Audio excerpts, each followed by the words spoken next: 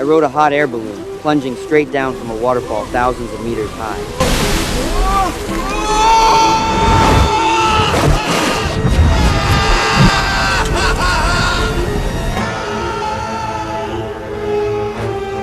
After a bumpy ride, the balloon finally landed smoothly on the surface of a lake. I stood in the damaged basket, my heart still racing. As I looked through a mysterious white fog, I arrived in a breathtakingly beautiful world. Little did I know, I had embarked on a fantastical journey from which there was no turning back. I was just an ordinary magician, and a bit of a ladies' man too. After an adventurous journey, I found myself in a strange, enchanting forest. There, a mysterious and beautiful woman in red appeared before me. I never expected to encounter such a stroke of luck in my disheveled state. Instantly, my charming nature took over. With a playful grin, I approached her and started to strike up a conversation. But just then, countless little winged fairies suddenly sprang from the water, grabbing onto my legs and biting me furiously. I quickly ran to the shore, trying to endure the pain, only to realize that these little creatures seemed to be greeting me in their own peculiar way. The woman, Xiao Hong, looked at me cautiously and asked my name. When I told her, her face lit up with excitement as she said, "I've finally been waiting for you." It turned out that there was an ancient prophecy in this world. The prophecy said that a great sorcerer, bearing the same name as the country, would lead them to defeat the evil witch and eventually become the king of this land. Though I was confused, the thought of becoming king sparked my interest. To prove myself,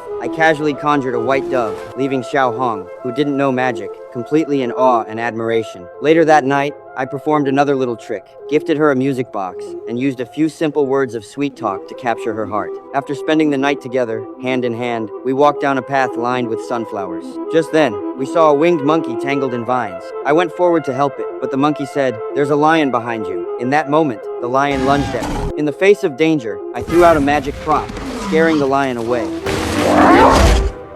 This act made Xiao Hong even more convinced of my savior status, and she began to fantasize about what it would be like to be queen. However, I knew full well that I wasn't a great sorcerer and had no magical powers at all, but by now, there was no turning back. I had no choice but to keep up the act and head with Xiao Hong to the Emerald City's palace. Walking toward us was Xiao Hong's sister, Xiao Lu, who was also the royal advisor of the kingdom. Seeing yet another beautiful woman, my charm took over once more, but Xiao Lu immediately saw through me, realizing I wasn't a great sorcerer. She began to suspect I might be a spy sent by the evil witch. The two sisters had a heated argument behind my back. It turned out they were both witches. For the sake of the kingdom's future, Xiao Lu decided to test me, the man who only seemed to play tricks. She led me into a room filled with gold. Seeing the piles of jewels and treasures, I forgot all my worries. But then, Xiao Lu's words shook me out of my dream. She told me that in order to obtain these riches, I would have to venture into the dark forest, find the evil witch, and steal her wand. Only then could I prove myself as the true savior and become the king of this land. Faced with such a massive temptation, despite the danger ahead, I decided to take the risk. So, I set off on the journey to find the evil witch, accompanied by my monkey assistant.